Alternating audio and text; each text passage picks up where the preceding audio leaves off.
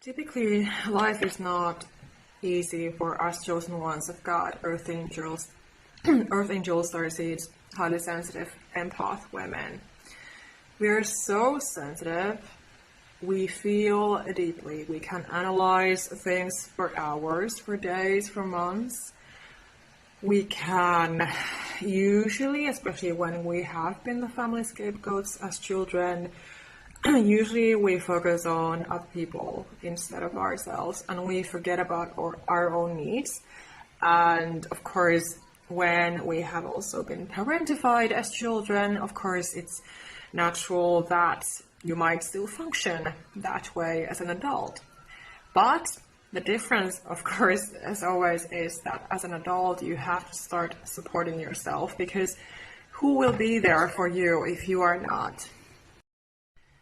And again, because of course, all we want is love and joy and happiness, health and peace, safety, especially when we've gone through so much in our childhoods.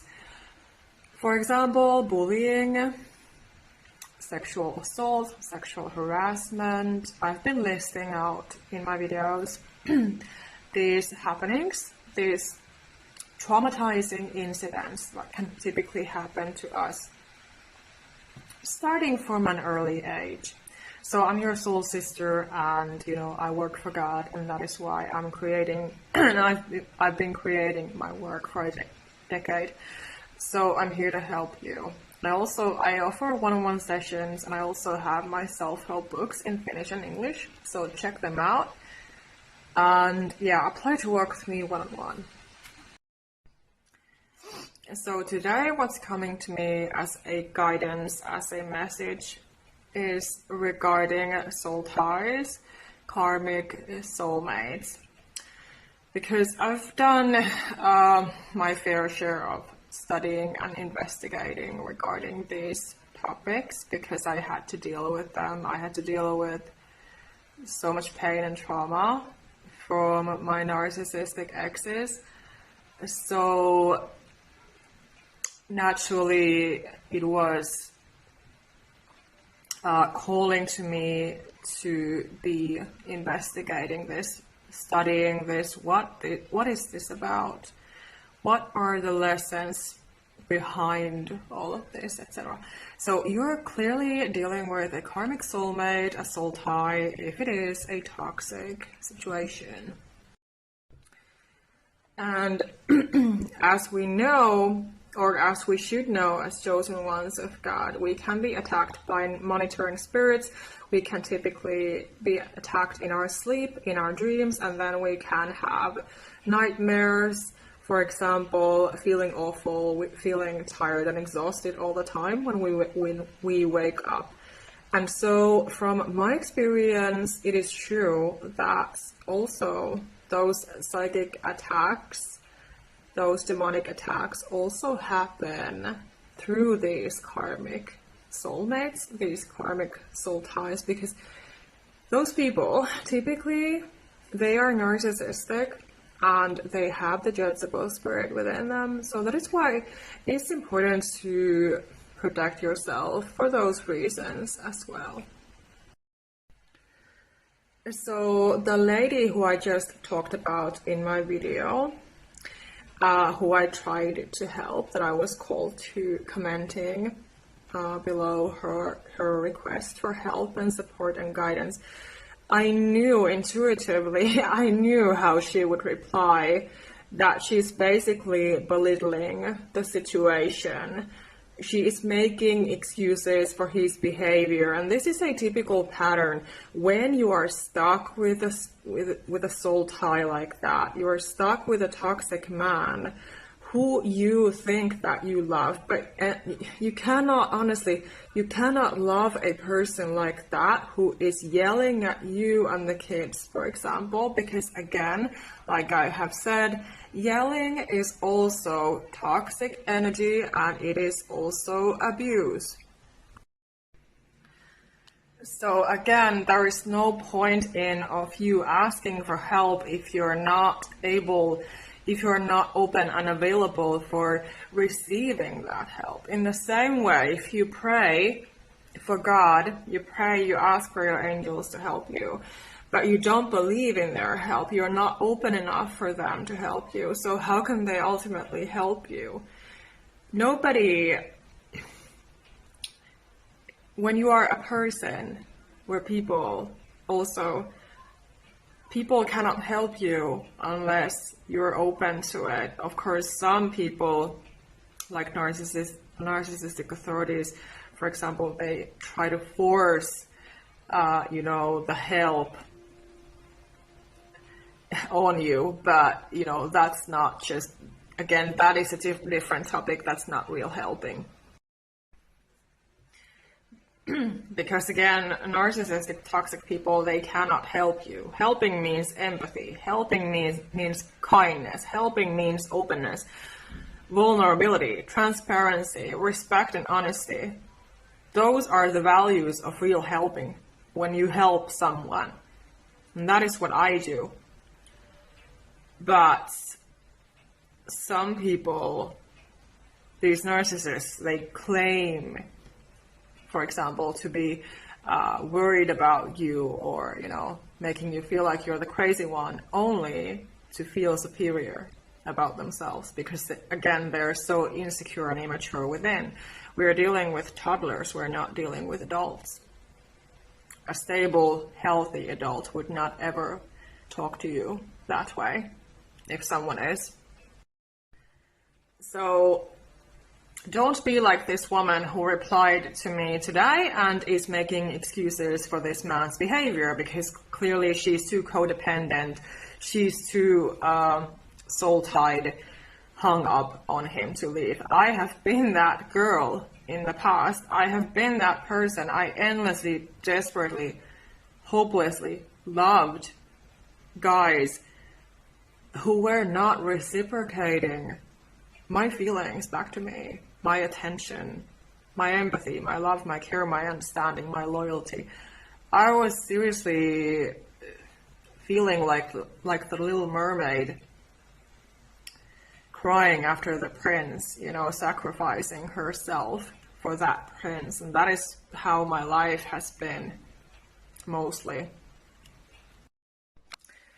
And I don't like the saying, everyone has their cross to bear, because that's not true. There are people, I've met so many people, I've encountered so many superficial, shallow people in my life who I could never be myself with ultimately, who I could never open up to, I could never trust, and who have been bullying and abusing me. If they had their crosses to bear, they would not act that way, because if you have your cross to bear, it means that, seriously, you've gone through serious trauma. You have to grow and evolve and learn. You have to be humbled in that process. So these people have just been pure selfish, purely immature, not raised right. So stop mothering men, stop mothering him, stop mothering people. You have to be the parent to yourself and your children. If you have children, they need you. You need to be the leading example, like I've been saying many times. I learned these things the hard way, and I'm talking about them because they are facts. And if only someone had been telling me these things, but I had to learn them on my own. And I've just been building my relationship with God and with my angels, and, because that has been my calling, how I have been, I have been called to be here doing this, to be talking, to be a truth speaker, to be a leading spirit.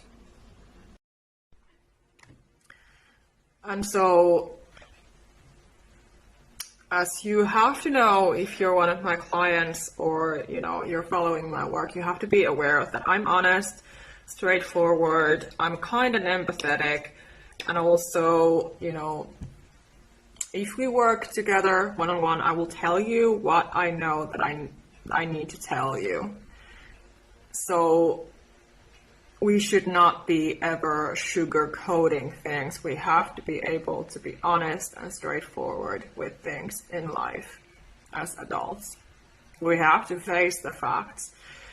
Only these immature people, they want to lie, they want to deceive, they want to hide from responsibilities, they want to run away, but we cannot do that. So again, when we're dealing with a karmic soulmate, a soul tie, you're not happy. If you're dealing with a person like that, they are just draining you out, they're making you miserable. It is a lesson. It's not a true love situation. It's a lesson for you to learn about your own value and worth, your own life direction. Where do you want to go? To be shedding those old layers of you. To be, to be coming back to your own self, your own power, your own soul, your own higher self, who you are, so that you are able to bring light and healing into this world. Containing your own light, but not be freely always giving it to other people who don't value it. And again, we cannot take responsibility and accountability always for other people who are adults. We have to know where we stand. We have to know our boundaries, our limits, because other people cannot know those for us, but we have to know them for ourselves, and we have to live our lives according to them.